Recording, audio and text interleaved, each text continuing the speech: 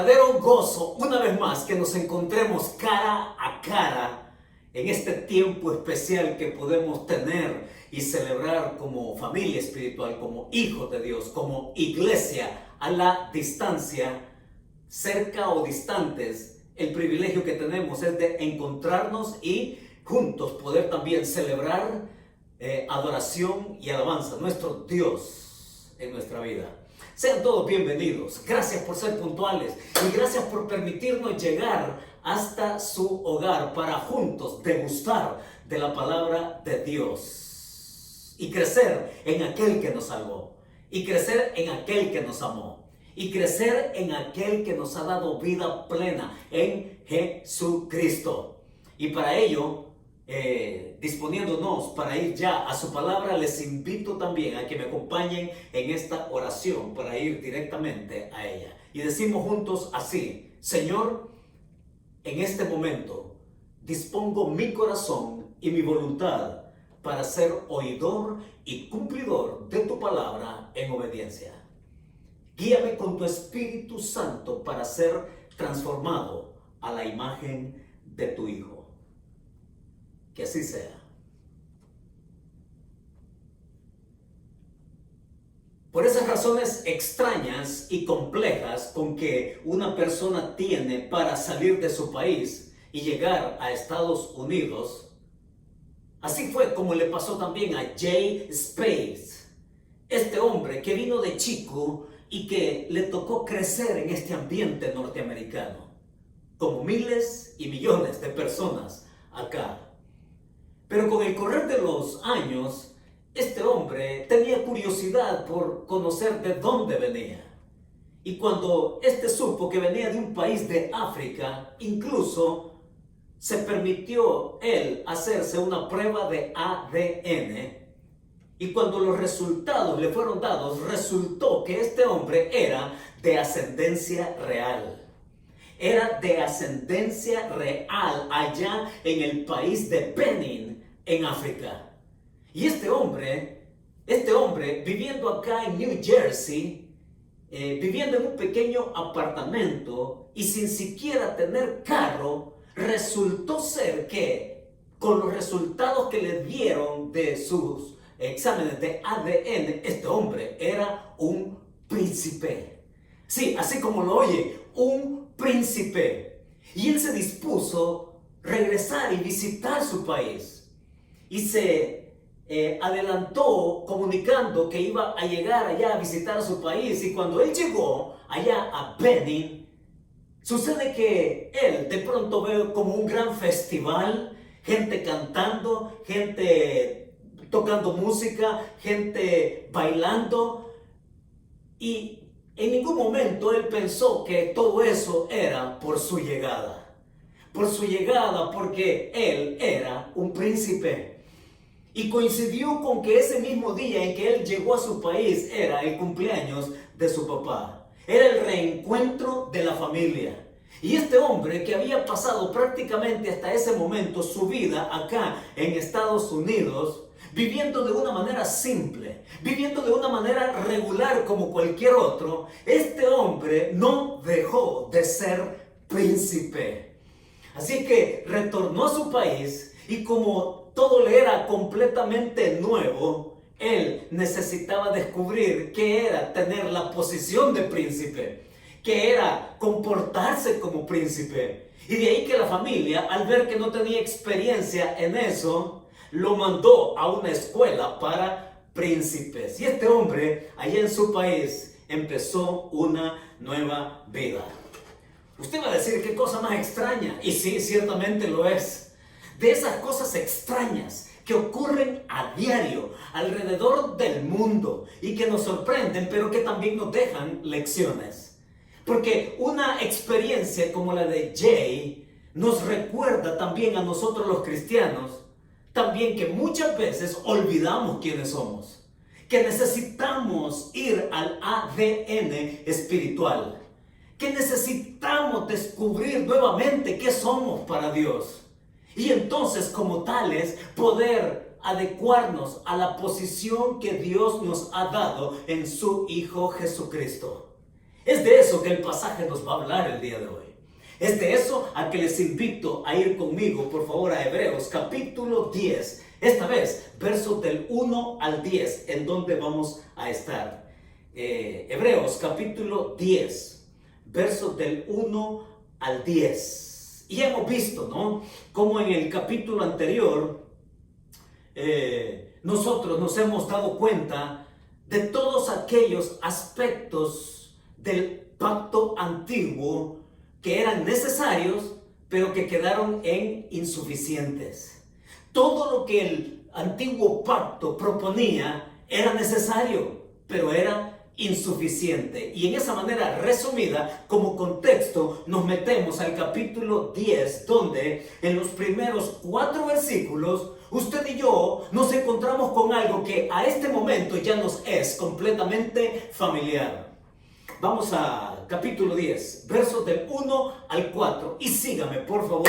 Y dice la escritura de esta manera: porque la ley, teniendo la sombra de los bienes venideros, no la imagen misma de las cosas, nunca puede, por los mismos sacrificios que se ofrecen continuamente cada año, hacer perfectos a los que se acercan.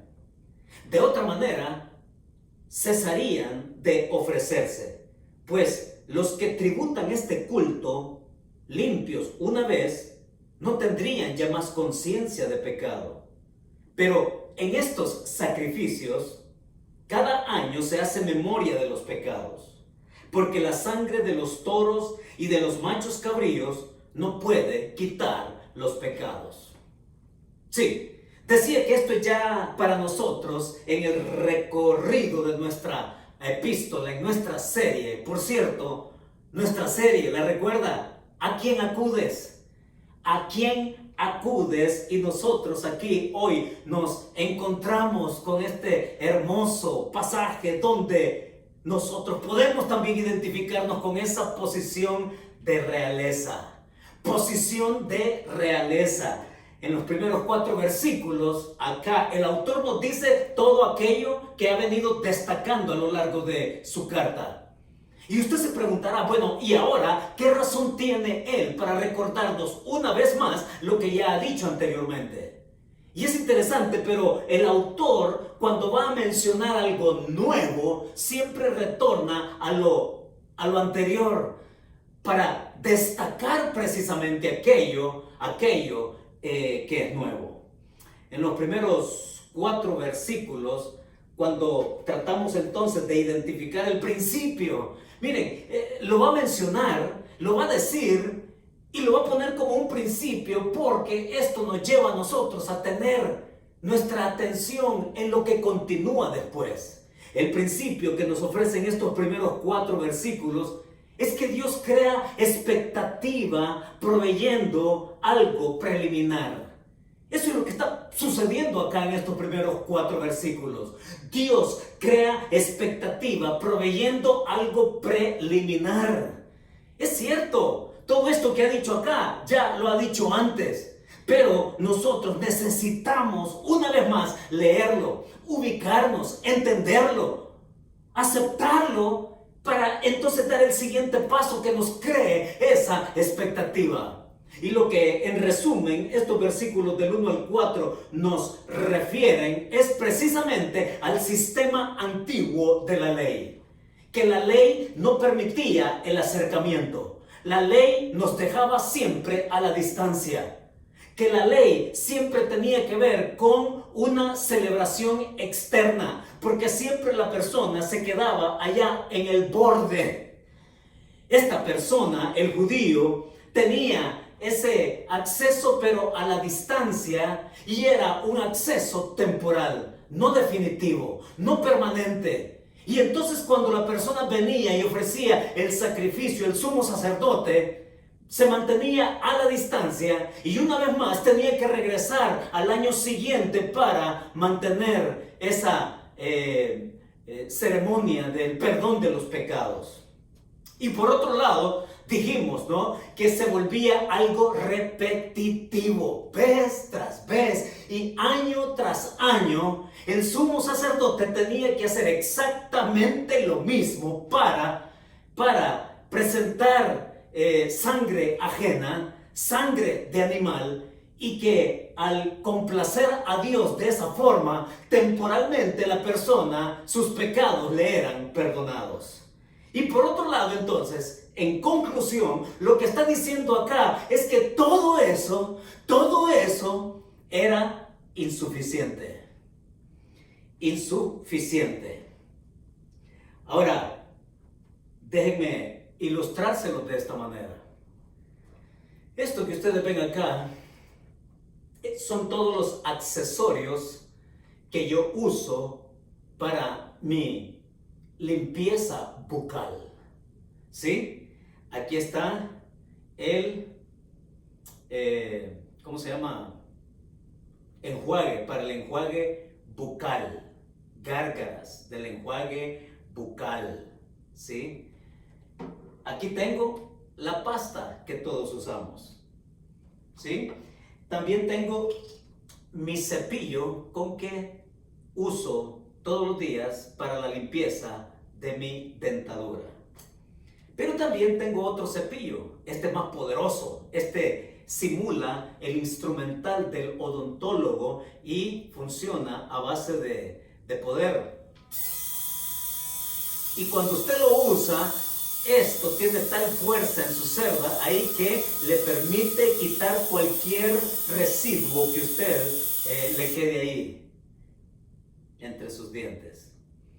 Pero también tengo esto otro, y lo que tengo acá es el instrumental que usa el odontólogo para la limpieza. Y así es como yo mantengo mi limpieza bucal en mi dentadura. Y este es un ritual que yo hago a diario. ¿Y sabe qué recuerdo yo cuando me cepillo los dientes, como lo hice hoy temprano? Me recuerda que el día de mañana tengo que hacer lo mismo. Cuando me cepillo mis dientes, cuando me limpio mis dientes en la mañana, me recuerda que tengo que hacerlo también después de almorzar. Y cuando lo hago después de almorzar, me recuerda que tengo que hacerlo después de cenar. Y así, este es un ritual suyo y mío que nos recuerda que nos tenemos que limpiar nuestros dientes. Y cuando voy donde el odontólogo a mi cita rutinaria de limpieza, entonces me felicita y me dice: Héctor, estás haciendo un buen trabajo con tus dientes, usando el hilo dental, usando todo lo que tengo a mi disposición para mi limpieza. Pero mi limpieza en mi boca es temporal, es de horas. Porque necesito hacerlo una vez más después de comer en el almuerzo, después de comer en la cena, cuando me levanto en la mañana. Y usted sabe qué puede pasar si es que yo no cumplo con este ritual. Todos hacemos rituales a diario. Usted, señora, en casa, también cambia la ropa de cama para lavarla y sustituirla por otra. Y así tenemos rituales domésticos. Ahora, con eso en mente, lo que está diciendo acá el autor con el asunto de los sacrificios que hacía el sumo sacerdote para el perdón de los pecados, precisamente tiene que ver con que estos le recordaba, cuando lo celebraba, le recordaba que tenía que hacerlo una vez más. Y cuando lo hacía, eso representaba la necesidad temporal por aquella limpieza temporal que adquiría una vez lo había hecho.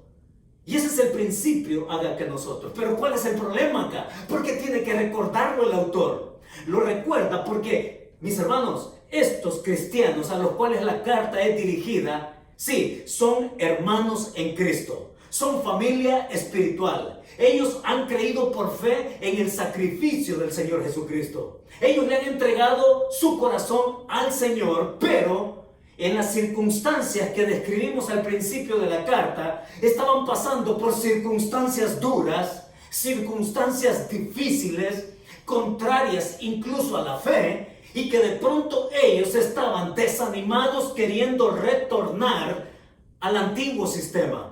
Estaban queriendo retornar de la fe, retornar a la ley. Y entonces el autor, precisamente para que ellos entiendan cuál es su posición en Cristo, les recuerda quién es Él. Y ya les ha dicho, ¿no?, que es Jesucristo, el sumo sacerdote, que está allá en el verdadero tabernáculo, en su eternidad, y que en su posición Él nos recuerda también acá, en nuestro peregrinaje terrenal, cuál es nuestra posición también. Posición de hijo. Y por eso es que Pablo lo va a decir en Efesios, muy bien dicho por Pablo. Tenemos que estrecharle la mano a Pablo, porque allá en el capítulo 1 va a decir, en lo que hemos mencionado en los domingos anteriores, que en esa salvación, en nuestra salvación y en la participación trinitaria del Padre escogiendo, del Hijo redimiendo y del Espíritu Santo también sellándonos, nos dice Pablo allá que en Cristo nosotros fuimos adoptados hijos de Dios. Esa es la posición. Ese es el ADN espiritual suyo y mío. De tal manera que nuestro peregrinaje vaya en consecuencia con esa posición que tenemos y el privilegio que Él nos ha dado de ser sus hijos. Pero estos querían regresar.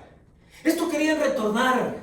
Y el retornar, ¿se da cuenta usted cuál es la implicación de retornar?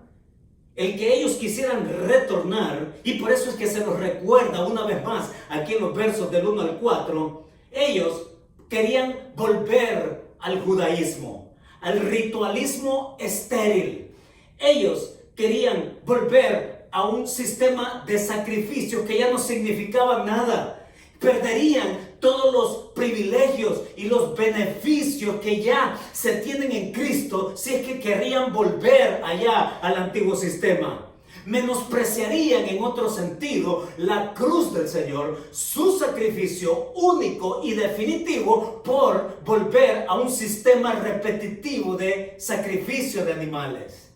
Todo eso está implicado. Se mantendrían incluso en un perdón que es temporal, cuando lo que Dios les ha dado en su Hijo es un perdón definitivo. Los contrastes y los extremos, ¿no? Todo lo que tengo, pero ¿a dónde quiero regresar? ¿Tiene sentido eso? Usted me va a decir que no, y yo voy a estar de acuerdo con usted. Pero sucede que no podemos ser tan severos con estos hermanos nuestros en Cristo, y le voy a decir por qué. Porque muchas veces nosotros también somos iguales. El contexto de la epístola entera es que estos cristianos la están pasando mal.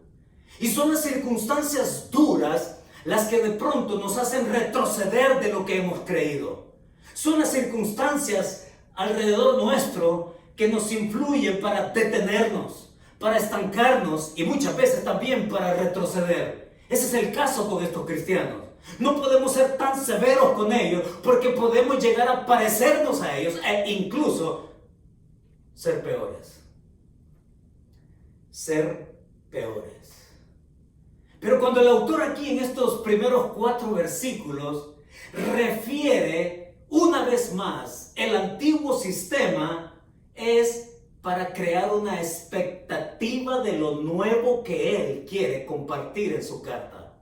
Ahora que estamos casi a punto de terminar el gran tema de la epístola, que es el sumo sacerdocio de Cristo, él va a decir algo más y nos quiere llevar a ello. Quiero que vayamos a los versículos del 5 al 10, porque en estos versículos está lo nuevo que él quiere compartir para nosotros también.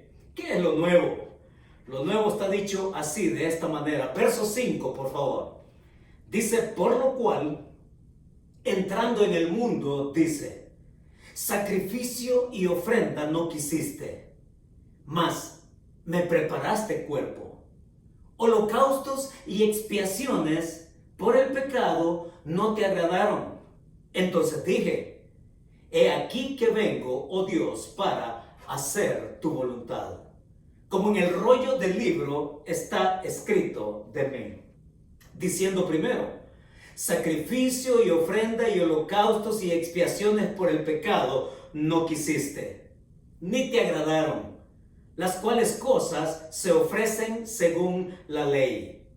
Y diciendo luego, He aquí que vengo, oh Dios, para hacer tu voluntad. Quita lo primero para establecer esto último. En esa voluntad, termina diciendo en el verso 10, en esa voluntad somos santificados mediante la ofrenda del cuerpo de Jesucristo hecha una vez y para siempre. ¿Qué está diciendo ahora? ¿Qué es lo nuevo? Mis hermanos, les quiero poner en esta perspectiva.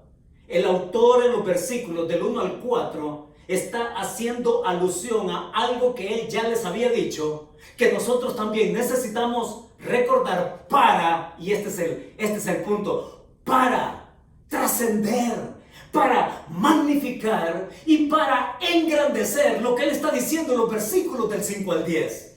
De hecho, en el versículo 10 resume lo que dicen los versículos del 5 al 9. Entonces el principio que nosotros tenemos acá, esto es lo nuevo y esto es el tema fuerte en este párrafo, mis hermanos, es que Dios en su gracia nos coloca en una posición única para relacionarnos con Él.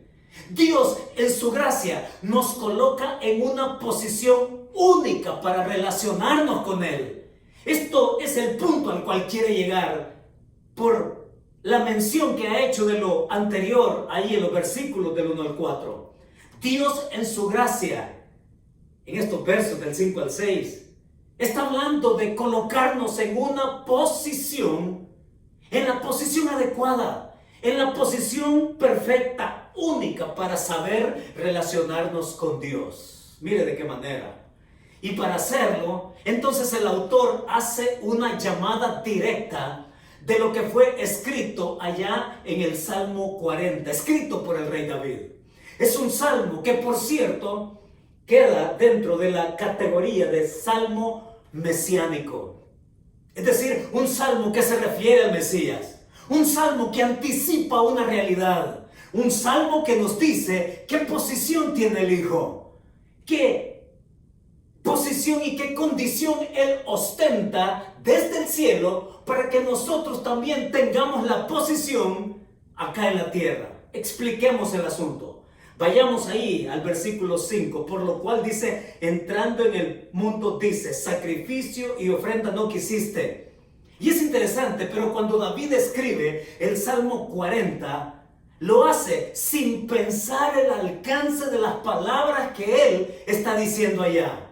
De hecho, son palabras que se le atribuyen en labios del mismo Señor Jesucristo. Miren, esto es bárbaro porque en ningún lado de los evangelios encontramos a Jesús diciendo estas palabras. Es decir, no encontramos a Jesús hablando de sí mismo con respecto a lo que está diciendo David acá, escrito desde antes en el Salmo 40. Es desde la eternidad que se descubre esta verdad donde Jesucristo hablando con su Padre y David sin saber escribiéndolo, poniendo esas palabras en los labios del Señor desde su eternidad, dice esto, sacrificio y ofrenda no quisiste, Padre. Es decir, esos animales sacrificados no son suficientes para satisfacer tu justicia, Padre. Esa actividad mecánica vez tras vez y año tras año no satisface tu plan, tu justicia ni tu propósito. Eso es lo que está diciendo el verso 5. Y en el versículo 5 dice, desde la eternidad del Hijo, mas me preparaste cuerpo. Es interesante, pero cuando usted va al Salmo 40, de hecho, le invito a ir al Salmo 40 en los versos del 6 al 8, que es donde se refiere, dice, sacrificio y ofrenda no te agrada. Has abierto mis oídos, dice allá. Mire, qué cosa más especial. Porque cuando David escribe, has abierto mis oídos, poniendo esas palabras en los labios del Señor Jesucristo, acá el autor a los hebreos hace uso de una figura literaria que la conocemos como sinécdoque, es decir, tomar la parte por el todo o el todo por la parte. ¿Qué significa eso? Lo que David está diciendo allá es que el Señor Jesucristo escucha la voz de su Padre. Has abierto mis oídos. Algunos tratan de entenderlo como el orificio que se le abría al esclavo en la oreja y que eso lo hacía ser propiedad de un amo.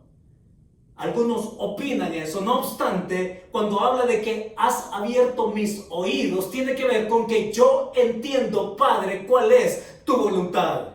Y me preparaste cuerpo, dice acá el escritor a los hebreos, lo cual indica que él está viendo a Jesús en su vida completa, no en una parte suya, lo ve en su vida completa, y su vida completa tiene que ver con absoluta obediencia al Padre en el plan que él tiene para él.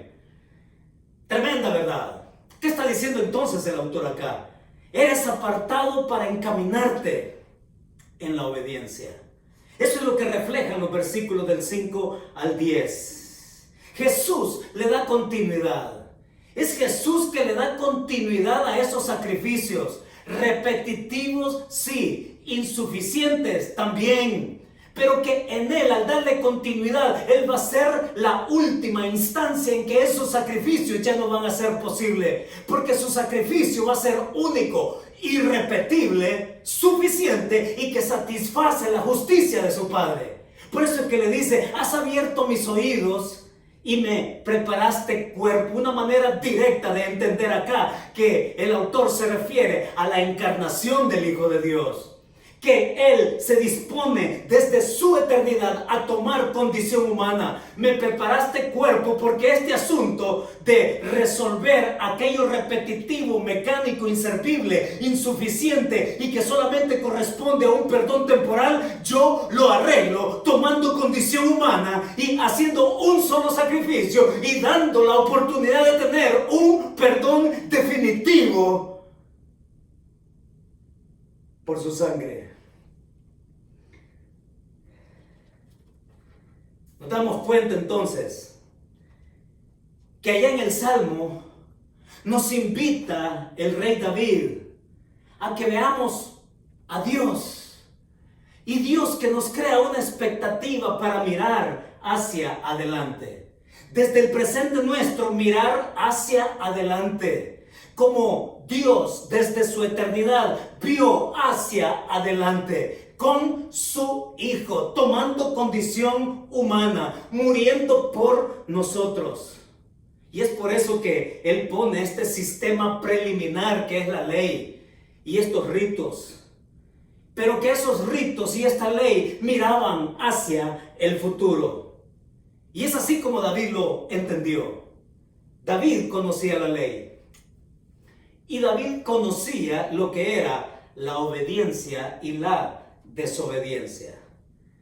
Está en la mente de David aún cuando el rey Saúl, allá queriendo hacer todo en su propio esfuerzo, quiso tomar la delantera y desobedeció lo que el profeta le había dicho que tenía que hacer. Y el desobedecer lo llevó a él al término de su reinado. Y no solamente a eso, a su propia muerte. Es Saúl que aprendió la grandeza de lo que es la obediencia, pero por el lado opuesto, con la desobediencia. Y es ahí como él entonces sucumbe ante el privilegio que Dios le otorgó como príncipe de Israel, como rey de Israel. En su posición él no supo responder en obediencia a Dios, y por eso es que Dios lo destituyó de ese privilegio. Es el Señor que nos hace mirar hacia adelante, y es también lo que acá en el pasaje nos dice de nuevo en el verso 6: holocaustos y expiaciones por el pecado no te agradaron. Entonces dije, y estas son palabras puestas en labios del Señor Jesucristo: he aquí que vengo, oh Dios, para hacer tu voluntad. Como en el rollo del libro está escrito de mí. Oiga, ¿qué es para Cristo poner en práctica estas palabras? ¿Qué significó para Él venir y decir: he aquí vengo, oh Dios, para hacer tu voluntad. Estamos hablando de obediencia. Estamos hablando de obediencia aun cuando lo que le pongan enfrente le vaya a costar a él su propia vida. Es aquí cuando nosotros vemos un sacrificio definitivo dispuesto por Jesucristo en obediencia al Padre. Un sacrificio que va a ir acompañado también, y esto es lo más hermoso para nosotros, es un sacrificio definitivo que va a ir acompañado de un beneficio para nosotros. Y el beneficio para nosotros va a ser ya no estar distante, ya no estar fuera, ya no tener una actividad externa, sino tener un acercamiento, sino tener una relación, sino tener una comunión definitiva, completa y plena con el Padre Celestial a través suyo. Es el Hijo que está dispuesto a seguir la voluntad del Padre. Implica, mis hermanos, sí, implica también sufrir. Ojo con esto.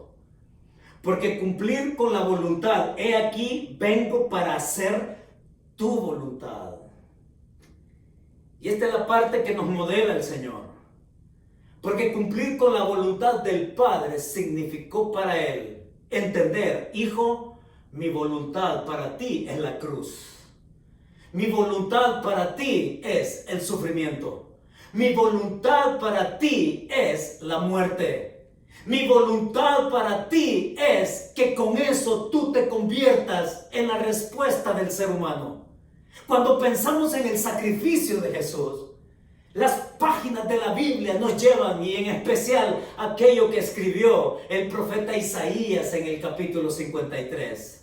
El siervo sufriente, aquel que clama, aquel que sufre, que muere, aquel que ve sus circunstancias como las más terribles que le puedan suceder a alguien y que no lo eximen por obedecer al Señor. Y esta es la parte que nosotros necesitamos también comprender, y que a fuerza de ser sincero, a muchos nos cuesta ser obedientes bajo cualquier circunstancia. Dígame si no. ¿Le es fácil a usted? ¿Le es fácil a usted ser obediente cuando se pierde el trabajo? ¿Cuando se muere un ser amado? ¿Cuando el diagnóstico que nos dan nos toma por sorpresa? Cuando hablamos de creer, hermanos, lo que el autor nos está diciendo es que Cristo supo entender su posición como hijo, supo entender su posición, y es lo que Él nos invita a nosotros en nuestra posición terrenal aquí, que recordemos que somos hijos, que somos príncipes, princesas, y que podemos ir por las peores circunstancias siendo obedientes, teniéndolo como reto, teniéndolo como lo que nos lleva a comprobar que Dios está con nosotros a pesar de las circunstancias. Pero son las circunstancias que muchas veces nos reprimen de nuestra voluntad dispuesta al Señor. Son las circunstancias que nos llevan incluso a regatearle al Señor, a negociar con Él. Señor, si tú me sacas de este diagnóstico, yo te prometo. Quiere decir que si el Señor no remueve ese diagnóstico de acuerdo a como yo quiero, hasta ahí llega mi fidelidad. Quiere decir que si el Señor no me da el trabajo en el próximo mes, entonces yo lo voy a considerar a Él un traidor. ¿Es así como es la fe? El autor nos está diciendo que así como Cristo vino y se dispuso a llegar a lo último, a lo más doloroso, las circunstancias no le quitaron a Él su posición de ser hijo de Dios. Y las circunstancias también a nosotros no nos privan, no nos quitan, no nos anulan ese privilegio. Por el contrario, dice el autor, que el ser hijo de Dios nos motive a continuar con una fe bien puesta en la esperanza que hemos tenido en Él. La aplicación para nosotros es que muchas veces nos metemos en el pozo. Estamos en el pozo y nos sentimos que nos hundimos. Pero, mis hermanos, aquí viene algo que necesitamos recordar. Y lo que necesitamos recordar es que nosotros, este es el reto, que nosotros no seamos selectivos cuando se trata de obedecer al Señor. Porque ese es otro problema. Nos volvemos selectivos cuando se trata de obedecer al Señor. En aquello que nos demanda carácter, que nos demanda voluntad, que nos demanda renuncia, entonces nos reservamos el derecho de decirle al Señor: ¿sabes qué, Señor? Esto todavía me lo quedo. ¿Sabes qué, Señor? Esto lo voy a conservar un tiempo más. ¿Sabes qué, Señor? Esto todavía me pertenece. Pero cuando nosotros venimos a darnos cuenta que como hijos Él nos quiere encaminar a partir de esa posición a la vida plena que Él tiene para nosotros, vamos a necesitar renunciar a muchas cosas. La cruz era la voluntad directa de Dios. La obediencia de Cristo a esa voluntad era, sí, de sacrificio. La voluntad de Dios tenía que ver con que yo tengo que mostrar obediencia a esa cruz. Y al ser obediente a esa cruz, el Señor nos bendijo con el gran beneficio del perdón. Nos bendijo con el gran beneficio de la cercanía. Nos bendijo con el gran beneficio del perdón definitivo. Cercanía, comunión y salvación.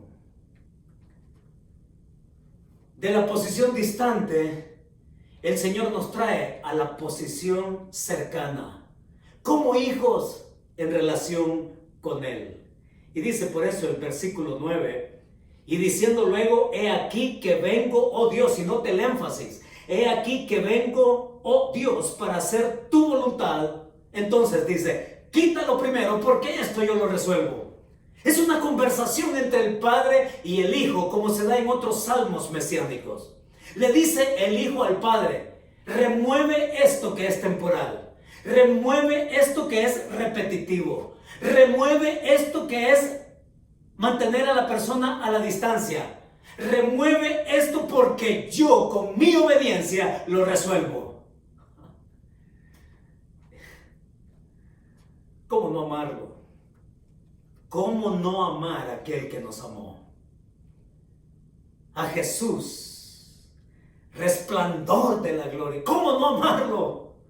¿Cómo no amar a ese Cristo bendito que le dice a su Padre: remueve todo eso en tu plan que lo pusiste para crear una expectativa de lo mejor que tú tienes preparado? Remuévelo, porque eso mejor yo me ofrezco para ello. Para caer de rodillas, ¿no? Para caer de rodillas y también para adorarlo.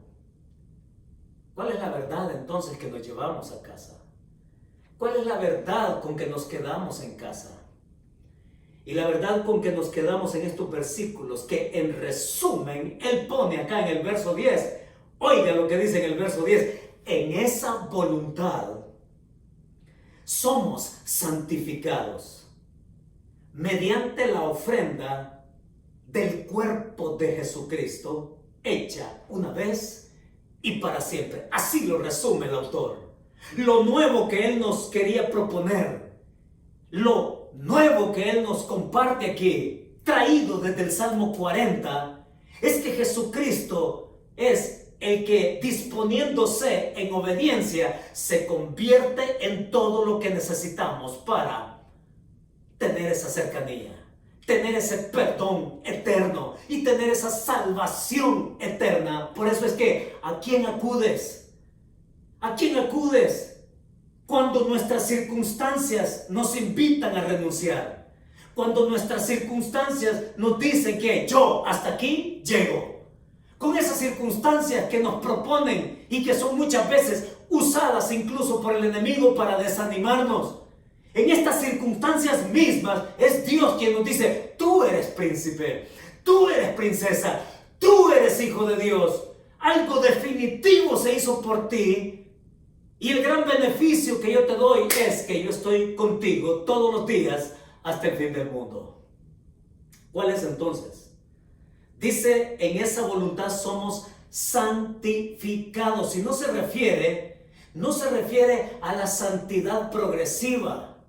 No, el contexto aquí nos sugiere a la santidad posicional, es decir, a la que todos tenemos cuando venimos al encuentro por la fe con Él. Es en ese instante cuando le entregamos nuestro corazón que somos santos, es decir, apartados para manifestarme contigo, para manifestarme en ti, santificados, hechos y apartados para Dios. La posición que Él nos da como hijos suyos. De eso el autor nos refiere. Y entonces la verdad con que nos quedamos en casa es esta. Desde tu posición de hijo, preséntate en sumisión obediente a pesar de las circunstancias. Porque créeme, y tú que me estás escuchando ahora mismo, hoy mismo, podrás haber pasado por alguna circunstancia o ayer haber pasado por una circunstancia que te hace dudar de acercarte a Dios, que te hace dudar en continuar, que te hace dudar en perseverar. Pero la verdad que el escritor nos propone acá es esta. Desde tu posición de hijo, preséntate en sumisión obediente a pesar de las circunstancias. Y decirle, he aquí vengo, oh Dios, para hacer tu voluntad, tal cual como el mismo Jesucristo lo hizo. Oremos. Señor, muchas gracias